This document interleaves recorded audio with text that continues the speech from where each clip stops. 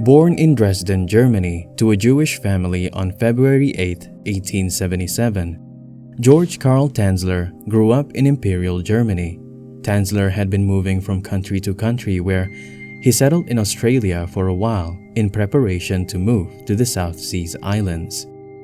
As he was collecting equipment, boats, and was familiarizing himself with the weather and the conditions of the sea, he had become comfortable with living in Australia and had already stayed there for over 10 years. As he was beginning to migrate, the First World War had broken out, and because of his nationality, he was kept as a prisoner. He was tossed from one concentration camp to another, and when the war was finally over, he and the rest of the prisoners were released but were not permitted to return to their former residence. Tanzler set out to find his mother, whom he has not met since the beginning of the war, where he eventually managed to find her alive and stayed to live with her for the next 3 years. 2 years after the war had ended, he returned to Germany and got married to Doris Schafer in 1920, where they had 2 kids, Aisha and Clarissa. When Tanzler was ready to live on his own with his family, his mother suggested that they stayed with his sister who lives in the United States. He migrated from Germany to the US at Zephyr Hills, Florida, where he stayed with his sister.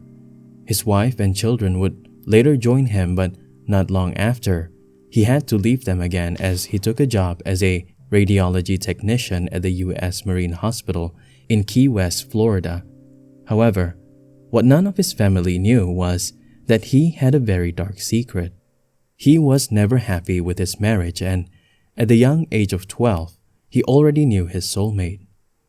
He kept having a dream of being visited by his dead ancestor, Countess Anna Constantia von Kassel, where he was introduced to a beautiful black-haired woman who was told to him would be the face of his true love.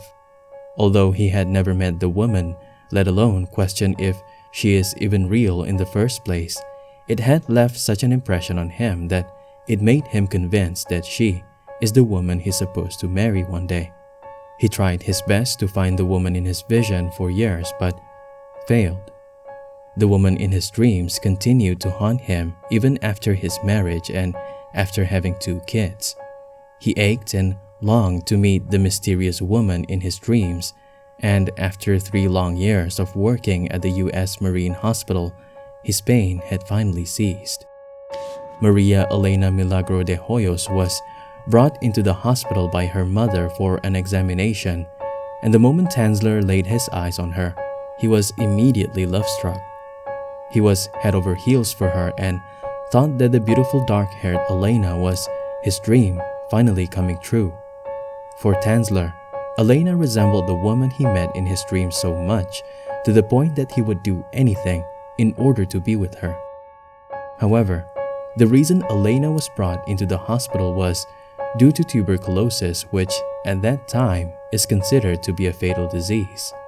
Tanzler stepped in and convinced Elena's parents that he has the cure for their daughter's sickness and claimed that he has a very special tonic as well as elixirs and medicines. Tanzler would visit and treat her at her house and at the same time showered her with love by bringing in flowers, gifts, and declaring his undying love. However, on the 25th of October 1931, just a year after Tanzler had met her, she passed away due to her illness. Both Elena's parents and Tanzler were heartbroken by her passing. Elena was buried in Key West Cemetery, and with the permission from her parents, Tanzler paid for her funeral and commissioned an expensive mausoleum to be built on her grave. Tanzler would visit her grave without missing a single day for 2 years, until one day he stopped visiting her grave altogether. Fast forward to 7 years after Elena's passing, it was thought that that's the end of the story for both Tanzler and Elena, but it's only when people are beginning to realize that there is something really off about Tanzler. Elena's sister, Florinda, had heard about a rumor around town of a strange man living alone but buying women's clothing and perfume. The rumor even went as far as saying that the man was sleeping with the corpse of a woman he loved. A boy even claimed that he saw the strange man dancing through an open window with a peculiarly huge-looking doll. Florinda was horrified and could not wrap her head about the rumor she heard about Tanzler. Her curiosity had gotten the best of her, and she decided to confront Tanzler once and for all. As soon as she entered his front door, she was greeted by a horrifying display of the true Tanzler she knew all these years.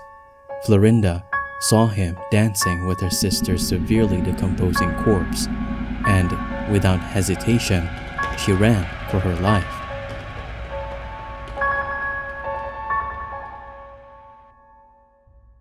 Florinda called the authorities, and Tanzler was immediately arrested and was psychiatrically examined if he was fit to stand for trial.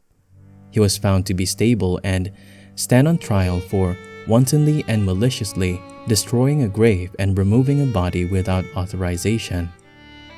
Although Tanzler's action was revolting, after a preliminary hearing on October 9, 1940, Tanzler was held to answer on the charge, but the case was eventually dropped and he was released as the statute of limitations for the crime had expired. The reason why Tanzler was absent all of a sudden after visiting her grave without missing a single day for 2 years was that he had abducted Elena's corpse and lived with her for 7 years. What Elena's family didn't know was that Tanzler had possessed the key to her mausoleum, and on one night, he removed her corpse from her grave. He transported her from her grave to his house by using a toy wagon. When Tanzler was asked why he did such a heinous act, he said whenever he visited her grave, he was told directly by her to take her from her grave. He reportedly even said that Elena's spirit would come to him when he would sit by her grave and serenade her corpse with a favorite Spanish song. As for Elena's body, she was examined by physicians and pathologists, which was eventually put on display at the Dean Lopez Funeral Home, where as many as 6,800 people came to observe her body. Tanzler had to maintain Elena's deteriorating body by using piano wires to attach her bones and insert glass eyes. As for her rotting skin, he replaced it with silk cloth soaked in wax and plaster of Paris. As for her hair, he collected her falling hair and fashioned it on a wig. Tanzler filled the corpse's abdominal and chest cavity with rags to keep them as close to how it originally looked like. He dressed Elena's remains in stockings, jewelry, and gloves and kept the body in his bed. Tanzler also used copious amounts of perfume, disinfectants, and preserving agents to mask the odor and stall the decomposition of her body as much as he could. Eventually, she was returned to the Key West Cemetery, where her remains were buried in an unmarked grave in a secret location to prevent further tampering. If the fact that Tanzler was free from the abhorrent charges made against him isn't already appalling, the reaction of the people at that time made it even worse. They somehow sympathized with him for being an eccentric romantic. Tanzler spent the rest of his remaining life by moving to Pasco County, Florida, where he wrote an autobiography. His home is situated near to his wife Doris, which supported him in his later years. He died at the age of 75 on July 3, 1952, where his body was discovered on the floor of his home 3 weeks after his death.